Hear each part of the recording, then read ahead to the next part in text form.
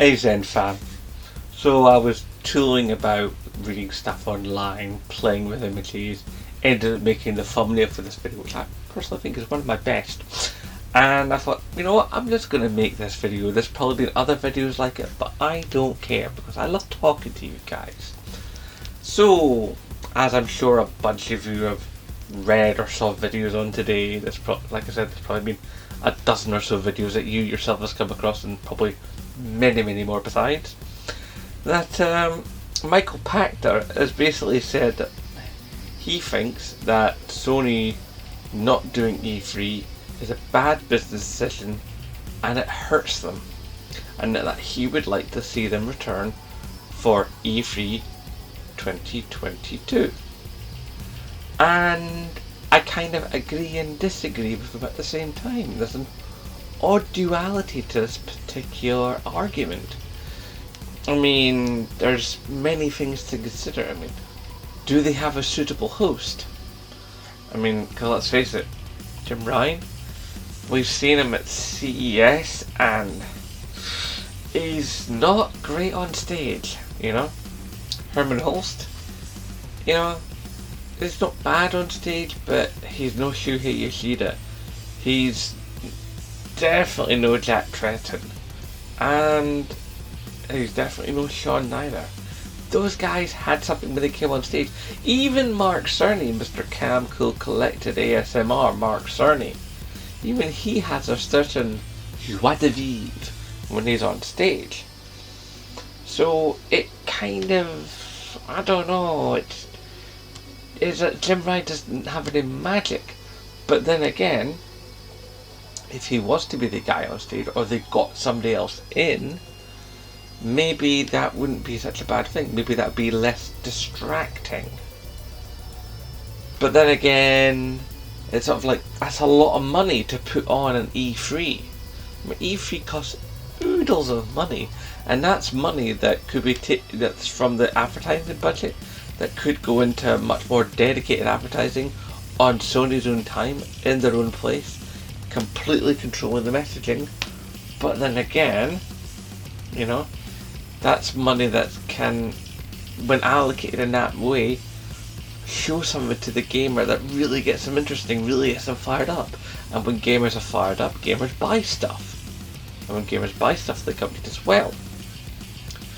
And, you know, if they do a big enough show, which Sony, whenever they've done really good E3s, which has been most of them that they've done, that's garnered a lot of positive press attention, which is then of course translated to sales. So, you know, it's a longer term game. Then again, is it like really worth it, considering that like E3 is losing some of its place in the industry? A lot of pundits, bigger than me and smaller than me and similar size to me, have said that like E3 is losing its importance. It's becoming less and less relevant.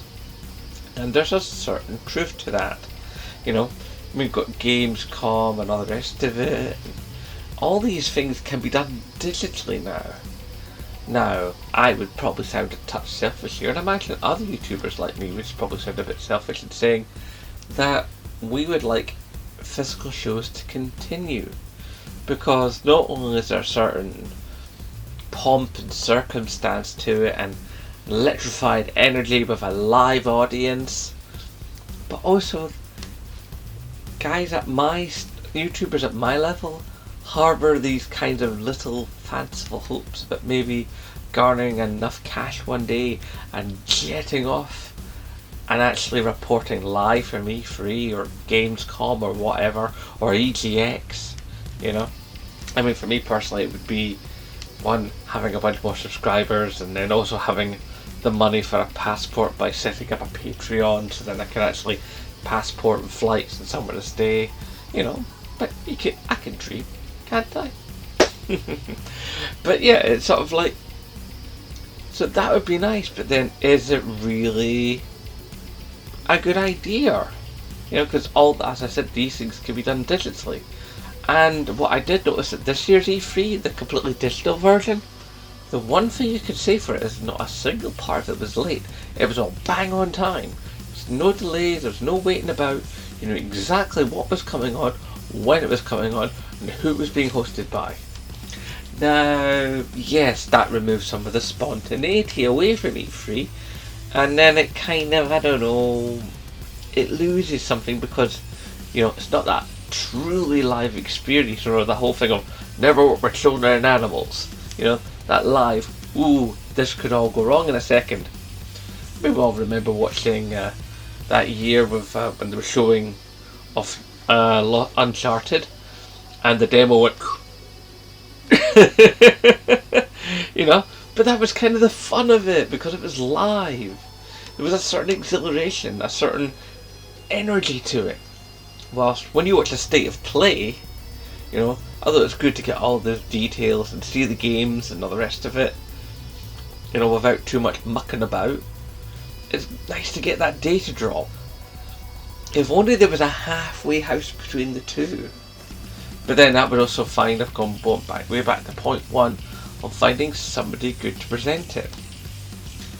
So the main points are it being worth doing from a point of view of relevance, worth doing from a point of view of fiscal responsibility towards the company and the shareholders, but then also being responsible towards us, the gamers, because apparently this is who it's all for.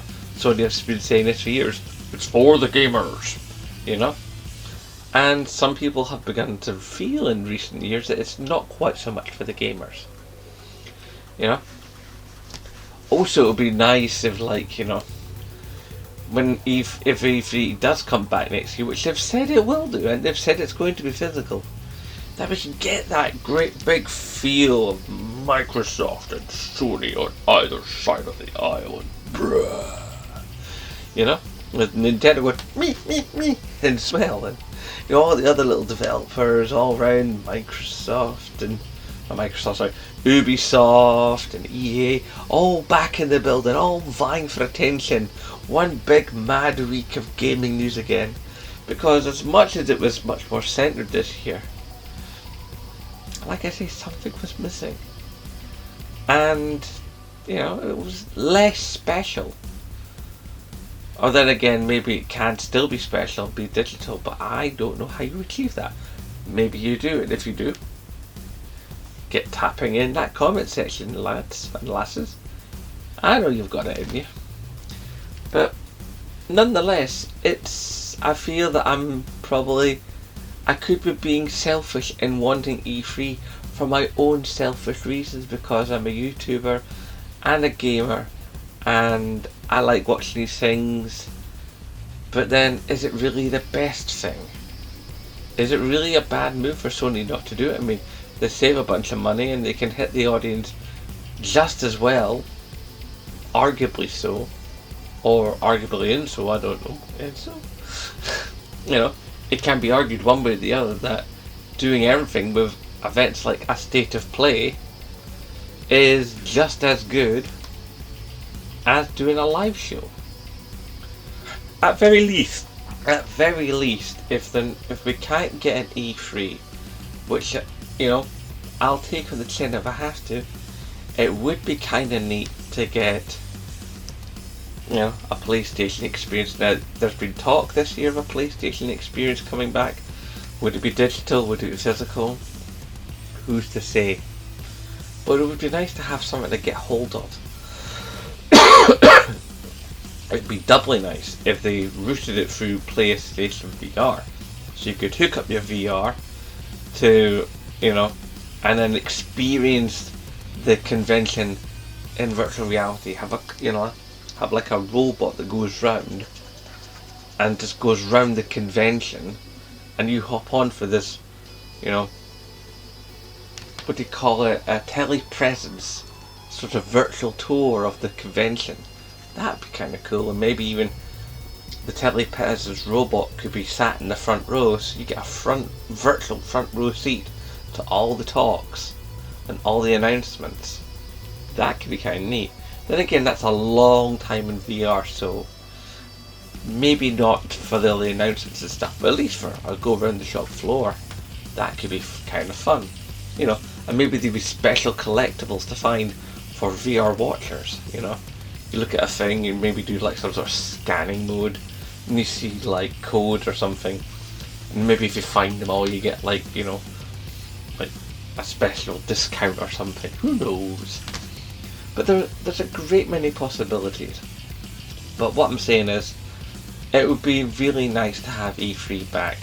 But as to whether or not it would be right for Sony to do, I honestly cannot say, but it would be lovely. But, as always, I ask you for your opinion in that there comment section. Typey down below, let Zenbloke know.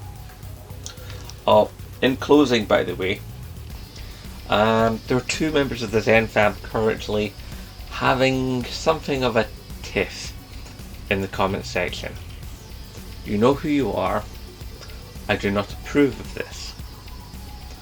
Now, you're both valued members of the Zen fam. You have made many valid comments, and you have been awesome contributors. I want you to squash this. Come together as gamers. You may be into different platforms, but the Zenbloke channel is about the love of gaming, not about the love of one platform over another. Now, if I catch either one of you starting up this argument again in the comment section, I will mute the first one to do it. And if the other one continues to do it as well, after that muting, I'll mute you as well. Don't want to, because I think you're groovy people, but if I catch that kind of behaviour in my comment section, I simply will not stand for it. Okay, sorry I had to get serious at the end there, guys. I'm going to love you and leave you. You know the drill by now. Hashtag support Scottish YouTubers, and of course, as always, hi. Nay bother.